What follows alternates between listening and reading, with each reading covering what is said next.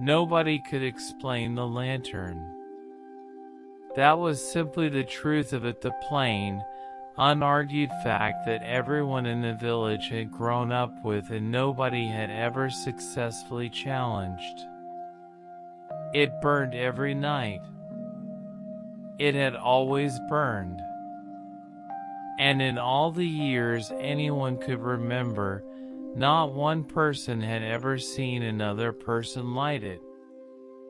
Most people had stopped wondering about it. Most people. So close your eyes if they want to close. And let me tell you about the woman who moved into the house beside it and what she slowly, carefully came to understand. The lantern itself was nothing remarkable to look at in daylight. An old iron thing, hanging from a bracket on the stone wall at the end of the village's narrowest road. The iron had rusted to a deep reddish brown, not the kind of rust that means neglect, but the kind that means age, the kind that has calcified over so many years it has become part of the metal itself, a second skin. The glass panels were thick and slightly greenish, the old kind of glass, full of tiny bubbles and imperfections, the kind they stopped making before your grandparents were born. Can you picture it, that green-tinged glass, and the amber light inside it, and the way those two colors would mix together at the edges? Something between warmth and something else. Something that was beautiful and not entirely comfortable at the same time. The road it lit was cobblestone and narrow. Tall hedges on either side, so old and dense they had formed a kind of tunnel. Beyond the lantern, the road curved and was swallowed by trees. Nobody went past the lantern after dark. Not out of any specific fear. Just an understanding. A collective, wordless agreement that the lantern was where the known world ended, and that what lay beyond it in the dark was something best left for morning. She arrived in October.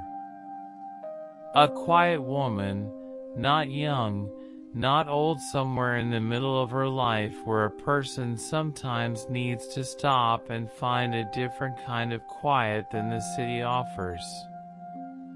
She had rented the house, the one that shared a wall with the bracket that held the lantern, without ever having seen it in person.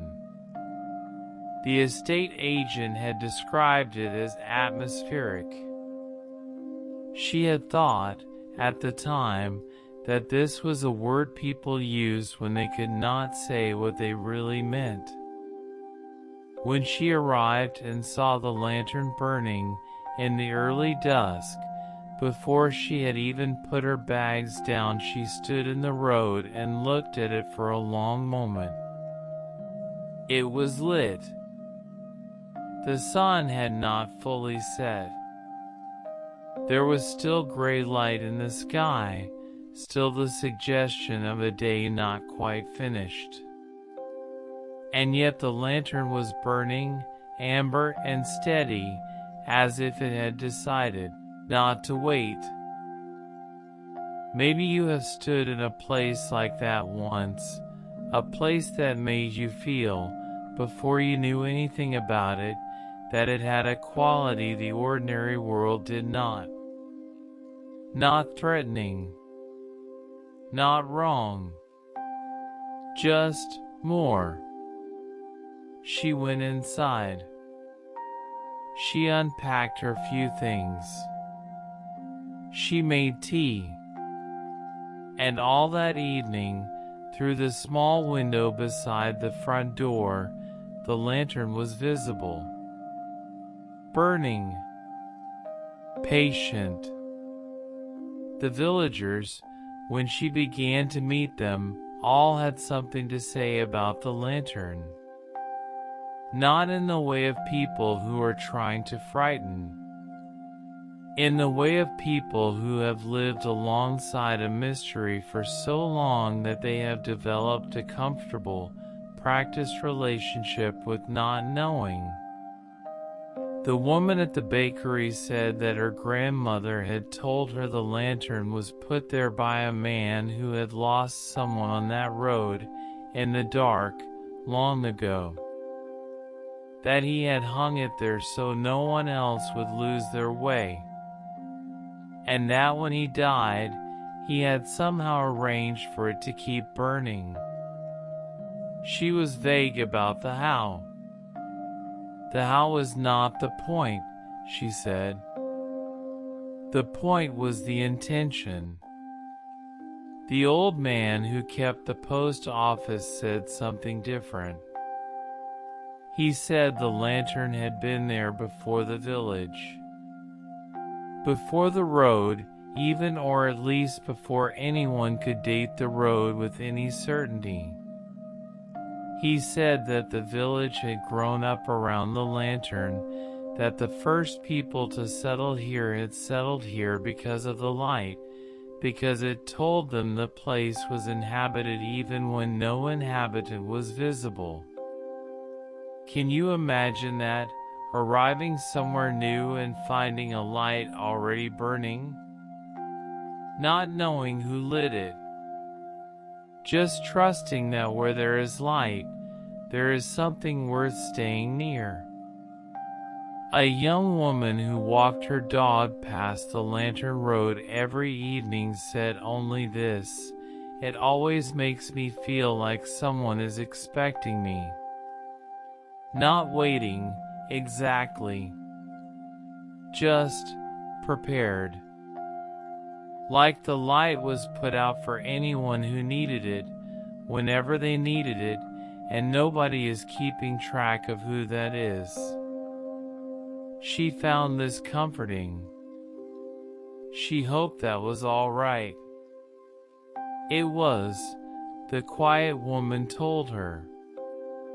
It was more than all right. A few weeks after she arrived, she sat up late. Not intentionally. She had simply fallen into the kind of reading that makes time disappear, and when she looked up, the village was entirely dark except for the lantern outside her window. She turned off her lamp. And she watched. The lantern did not flicker in the way of fire. Not the way a candle flickers in a draft, not with that sense of something breathing. It was steadier than that. More certain. As if whatever was inside it had long ago settled the question of whether it intended to keep burning and had not revisited it since. You can almost see it, can you, that steady amber in the dark? Perfectly still. Not asking anything of the night around it. Just there. She watched for a long time. And then something happened that was very small and also not small at all. The light changed. Just slightly. Just for a moment. A single, very brief dimming, as if something had passed in front of it, or as if the flame had simply acknowledged something. And then it was steady again. As if nothing had happened. She sat with that for a long time. She did not feel afraid. She felt, if anything, more awake than she had been, and then gradually, in the particular way that mystery sometimes resolves into peace, less awake. As if the lantern had answered a question she had not known she was asking. She went to bed. She slept well. She had been in the house for nearly a month before she noticed the alcove. It was in the wall closest to the lantern, the shared wall, the one that faced the bracket and the road. And she had not noticed it because it had been papered over at some point in the house's long history with the same faded floral wallpaper that covered the rest of the room. But one afternoon, when the low winter sun came through the window at exactly the right angle, the paper's edge was visible. A rectangle, about the size of a small door. She pressed on it gently. It gave. Inside the alcove there was a shelf, and on the shelf, a collection of things. A small glass bottle, empty, with a stopper. A folded piece of cloth, very old, the color of old cream. A candle stub, burnt almost to nothing. A piece of paper, folded many times, which she did not open, not yet, and perhaps not ever, because some things, she had come to believe, are better left in their folded state. And at the very back of the shelf, barely visible in the shadow, a small drawing. Rough lines on old paper. A road. A hedge. And at the end of the road, unmistakable, a lantern. Someone had drawn this a very long time ago. Someone who had lived here. Someone who had sat in this same room, looked at this same wall, and drawn what they saw every night outside their window. She put everything back carefully. She closed the alcove. She re-smoothed the paper at the edges. And she sat down in the chair by the window, and she looked at the lantern, and she felt something she could not entirely name, something between gratitude and recognition, as if she had found a letter addressed to anyone who would ever live in this house, and she happened to be the one living in it now. There was only one moment, in all her months in the house, that unsettled her in a way she could not immediately resolve. It was in the deep middle of winter, when the dark came early and the road was often icy, and the lantern's amber glow was the first thing she saw each morning through the frosted glass. She had gone out late past the lantern, further than she had ever gone on that road at night, to check on something at the edge of the tree line. A sound she had heard. Nothing alarming. Just curious. And when she turned to walk back, the lantern was not visible. Not dark. Not gone. Just not visible from where she was standing. The angle of the road and the curve of the hedge had taken it out of sight. She had simply walked further than she realized. She walked back around the curve, and there it was. Burning. Steady. As it always had been.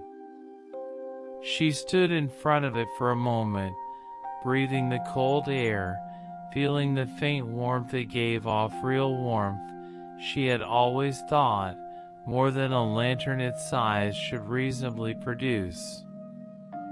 And she understood something then, quite simply. The lantern was not remarkable because it burned without explanation. It was remarkable because it was always there when you came back to look for it. That was the whole of it.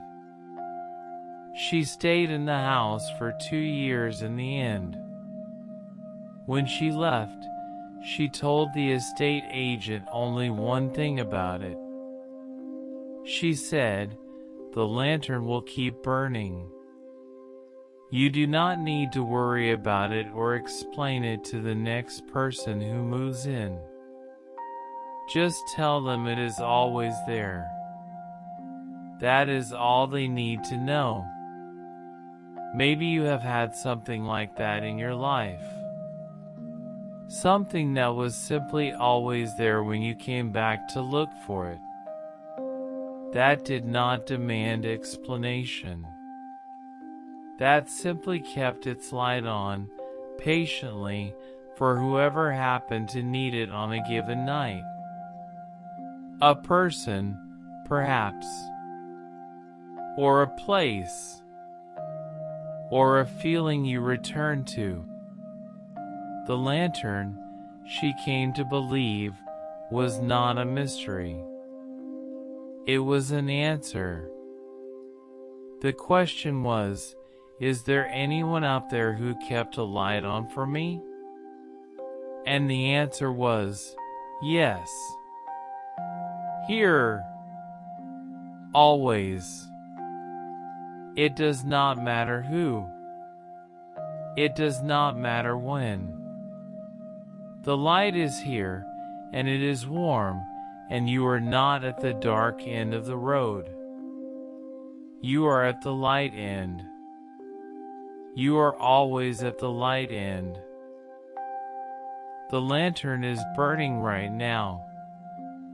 Out there on that narrow road, in the dark between the tall old hedges, amber and steady, it has been burning all night, and it will be burning when the morning comes, and nobody will have touched it. And you, right now, are at the light end. Your hands can open. Your shoulders can settle.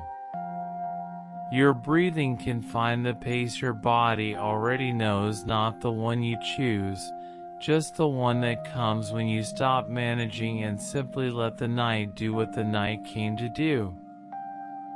The lantern does not need tending. You do not need tending tonight either. You just need to rest. Let the thoughts that are still moving slow their glow, one by one, dimming gently, not going out, just settling into something softer. Holding you. The way a lantern holds the dark. Not pushing it away.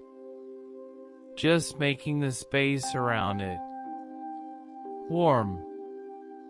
And somewhere, at the end of a narrow road, something is burning, patient enough that only someone who walks slowly will ever find it. Sleep well.